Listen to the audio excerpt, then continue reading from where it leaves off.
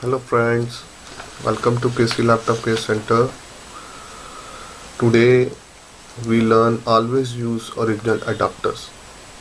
We generally replace our mobile phones or laptops original charger with that of compatible ones just because of a big difference in their prices.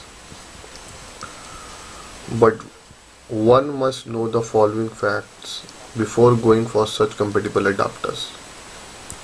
Compatible adapters generally don't have any certainty in terms of power output. Every laptop or mobile phone is designed to operate on a particular power input, but these compatible adapters provide a single output, which is sometimes higher or lower than the standard requirement.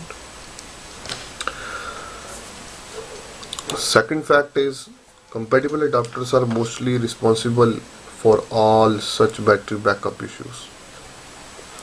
Our laptop or mobile shows the 100% charge in their battery, but when it comes to the utilization of the same battery backup gradually decreases. Compatible adapters are not durable if compared with original adapters.